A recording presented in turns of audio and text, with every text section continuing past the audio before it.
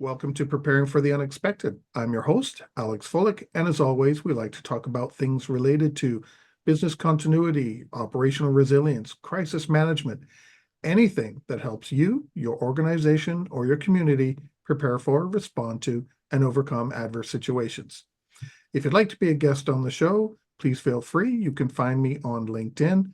I am the only Alex Fullick there. I'm really easy to find, and I do respond to everything I get.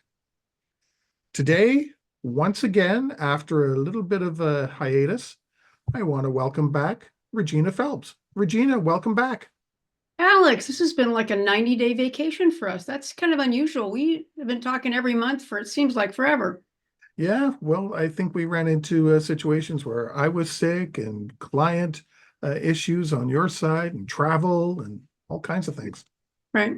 So here we are. It's so great to be back and chat with you about, I don't know, there's probably not much going on in the world for us to talk about. I'm sure we'll find something. This will be a quick episode then. I don't think there's much happening. Exactly. Not much. Not much. And with all seriousness, there is something big that is happening and still happening. Mm-hmm. Right. CrowdStrike. The word that now everybody knows. Mm-hmm. Before Friday, it probably wasn't in the minds of many. But it's a lot to talk about. So what I'd like to do is I'd like to actually peel it back a little bit and maybe spend a little bit of time just sort of talking about what happened as we know it to this point. And then I'd like to really talk about what people in crisis management, crisis communications, business continuity, business resiliency should be thinking about going forward. And of course, as always, I'm going to show some slides because it just makes it easier. So I want to make sure that you can see that. So let's talk about the meltdown of CrowdStrike. So tell me, how did you find out about it? What was your first message or awareness that something was going on? Would you believe at the dog park? Okay, I don't get that. At the dog park, really? At the dog park. Because I had no impact. I was working away. I had things I had to do on Friday, and I was away for a few days as well, so I was catching up. So I wasn't looking at the news or paying attention to the news as I usually do. And came for a break, and I just went, okay, Lebo, my dog, let's go. Took him over the dog park, and as soon as I got there, someone said, "Hey, did you hear about the?" And then they went on to tell me about the blue screen of death. Right. Actually, I did not know anything was happening. I didn't know about it on Thursday night here in America. But when I woke up, I usually get up really early, like around 4 or 4:30. And my phone is silenced while I'm asleep. And as soon as I opened up my phone, I thought, what the hell is going on? I had more text messages and more emails and voicemails. That's like, it's impossible. Nothing could be that bad. And then, of course, it was. It was. We had lots of clients, of course, like the rest of the world, that were really impacted. And it was really, well, as you know, just from your experience probably in Canada, it's been really tough for a lot of organizations and, really problematic. And everybody was sort of debating also whether it could be a cyber attack. And there was a whole of that conspiracy theory thing going on initially, which I'm sure you might have heard of in Canada as well. Yeah. And then finally, of course, it was simply the fact that, we had a software update problem. Yeah. So I Again. thought we would talk a little bit about this. And then what I want to do is I really want to talk about what happens when you have nothing. And that's, I think, really, I hope, the big lesson for everybody, because there are many organizations that still are having problems to this day. So it's Tuesday, and there are a lot of people that are still really stuck from a flight perspective. Yeah. I have many friends of mine that were supposed to be someplace else this week, and they are still being flight delayed. And so it's probably going to take, a busy July, summer, holiday season, and it's going to take a while for people to get folded into those planes. So, yeah, I think we'll talk about CrowdStrike. Okay. So then my question to you is, what happened? What a great question. Okay, so I want to just give a really quick timeline for those people that might have not sort of registered when this all happened. It actually happened starting on Thursday night. And that's when CrowdStrike had sent an update to its customers that are running on Microsoft Windows. And then things begin to fall apart. Now, if you're on a Linux system or you're a Macintosh or Apple person, you didn't have the same experience. But of course, we live in a world that's many, many, many, many businesses are operated under Windows. And so even if you personally didn't suffer an outage, you certainly suffered from what was going on around you. So literally as it began to unfold, so it happened pretty late, depending on where you were in time zone wise, between like 10 o'clock to maybe midnight or so, if you will, on Thursday, the 18th. By very, very, very early on July 19th, the problem really sort of worsened by the minute, of course, because many people did see the unfortunate blue screen of death, and they couldn't reboot and they couldn't do anything pretty much. And so it wasn't just what everybody thinks about like the airlines. It was many different entities. And so it sort of really began to really explode in a couple of states right away. And that was because of 911. 911 systems that are running through actually those Windows platforms were literally out of commission. And then all of a sudden, nurses on the night shift started reporting problems in technology, which had a cascading series of issues. So I have a friend of mine who's a hospital administrator, and they were talking to me about the fact that all of a sudden, babies now are normally monitored on electronic monitoring systems.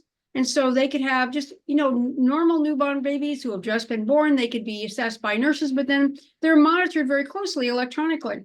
Well, all of a sudden that didn't work. And so they had to have a nurse per baby. And so the staffing kind of fell apart. They couldn't do medication administration. They couldn't have patient records, and then it just sort of cascades, just like it was a cyber attack. And then people are working under paper and pen.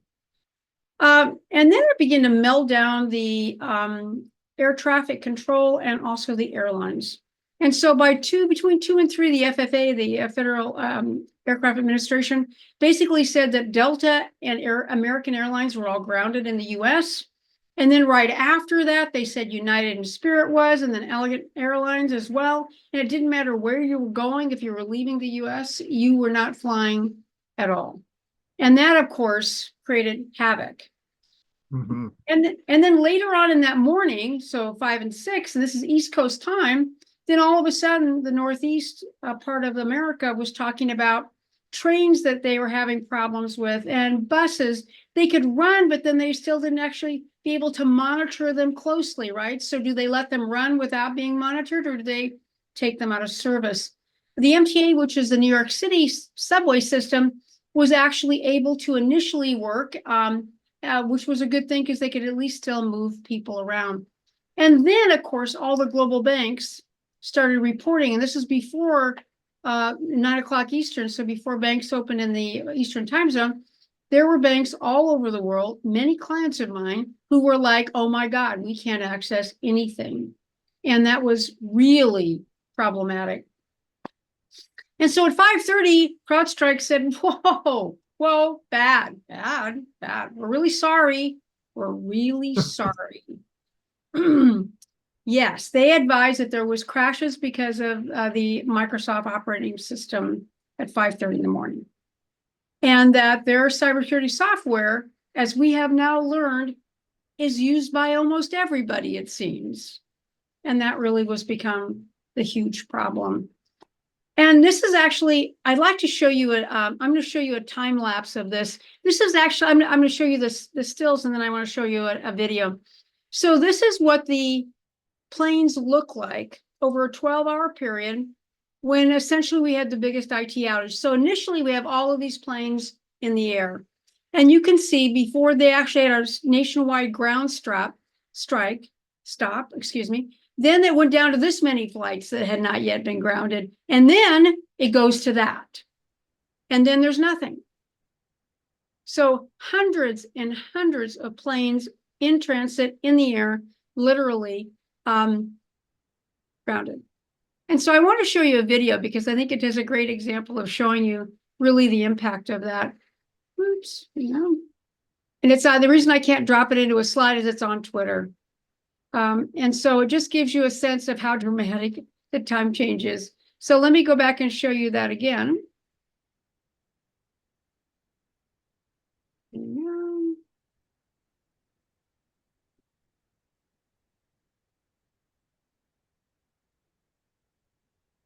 Can you see that? Yes. Yep.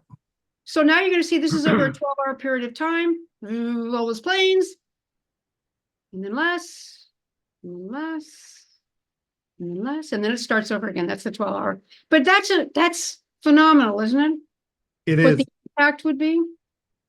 That Did you know? how did I was talking with someone just yesterday about it, and they said with all the different impacts that have occurred and the flights, they said it was like, and I just had to quickly write it down, 9/11, 2003, the 2003 East Coast power outage, Yep, and the Rogers outage here in Canada happening all at once.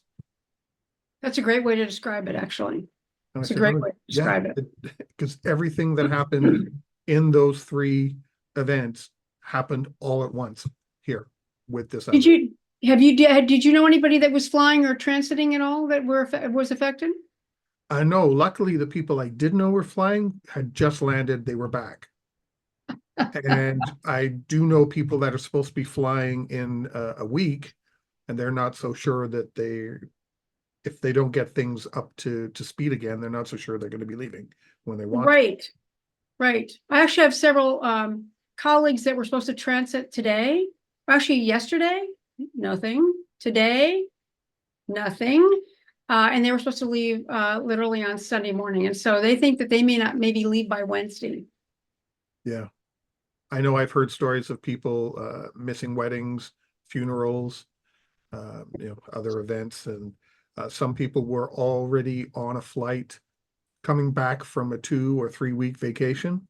They're grounded somewhere, nowhere near where they needed to go, and they've already been in the airport for 4 days with no sign of where they're going, or when they're going to be leaving. So they're literally stuck in an airport for 4 days with nothing. Yeah. Oh my gosh. No suitcases either, probably. Yeah. And I'm really not sure, do I blame? Do I point the finger at the airlines for this? They didn't cause it. Right. And this is actually an interesting point that before we continue on that. So I was pondering, like, who's to blame for this, right? Who's to blame? Well, obviously CrowdStrike and Microsoft, probably in combination thereof. But then who actually bears the cost of this? Who actually is responsible for all of this real change to everybody's life, to their businesses? Who's going to bear that cost? And what I found interesting after talking to a bunch of attorneys about this is that generally speaking, if you signed a CrowdStrike general contract, nothing special, but general, that they have no responsibility. Wow.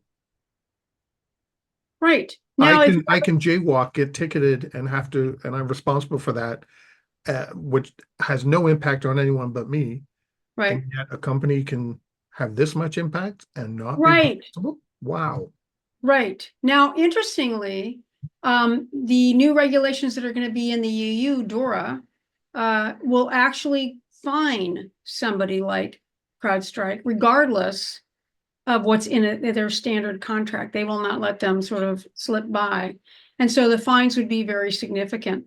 But all of these businesses like airports, airlines, all those people that were stranded, many of them here in the United States, they've also said that the airlines have to pay for their lodging. They have to pay for their food.